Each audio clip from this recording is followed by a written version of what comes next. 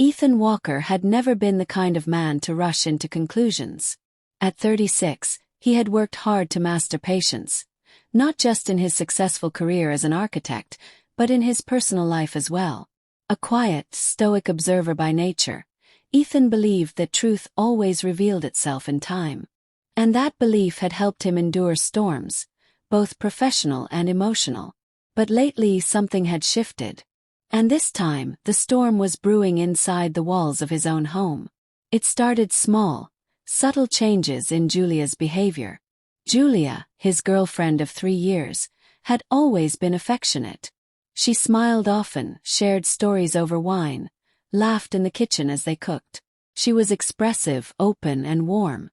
But now, that warmth had cooled. Her laugh had grown rare, her touch calculated. Ethan didn't want to be paranoid. He wasn't a man ruled by fear. But wisdom, especially Stoic wisdom, meant facing reality without sugarcoating it. And something was off. They still shared the same bed, but it didn't feel like sharing anymore. Ethan noticed it the most at night. There were signs, not the ones most people think of, like lipstick stains or suspicious text messages. No, what he saw was much quieter, but more telling. Julia used to curl into him, unconsciously, like her body remembered it belonged there. Now she stayed on her side of the bed, often sleeping with her back turned. When Ethan reached out, she flinched slightly, like she wasn't expecting or welcoming the gesture. But it was more than just physical distance. It was how she hesitated before speaking. How she answered with, "I'm just tired," more often than not. How her phone never left her side. How her gaze drifted away during conversations, like her mind was elsewhere. Ethan began to study her, not with judgment, but with clarity.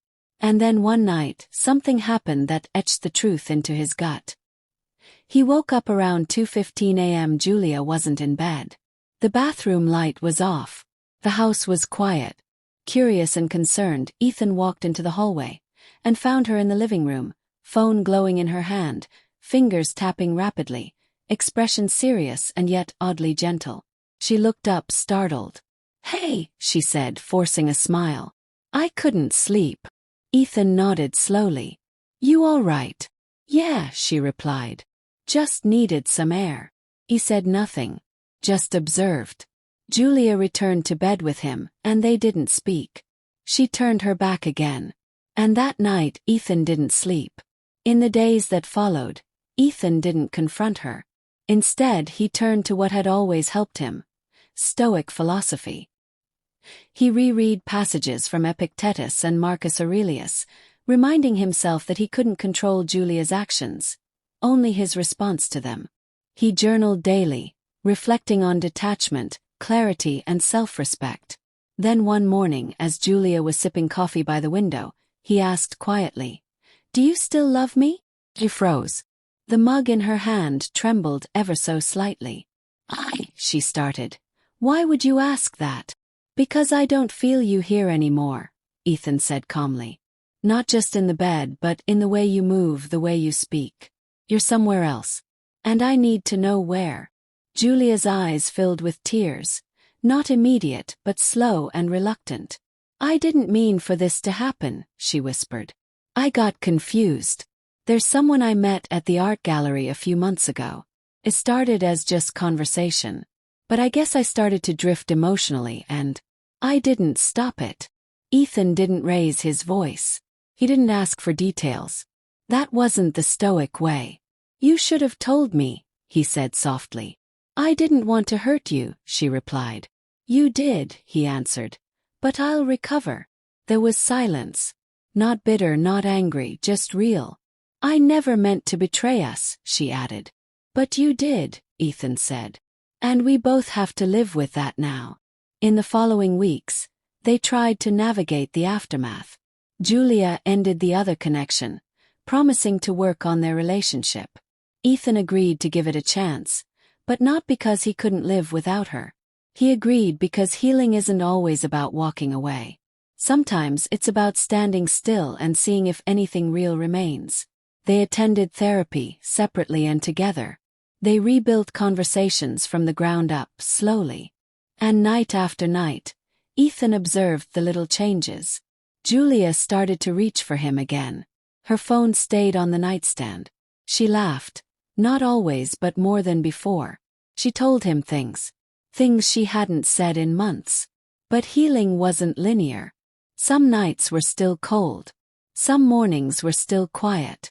One night, months later, she leaned into him under the covers and whispered, "I'm still sorry." Ethan turned to face her. "I know. Do you still believe I can be the woman you trusted?"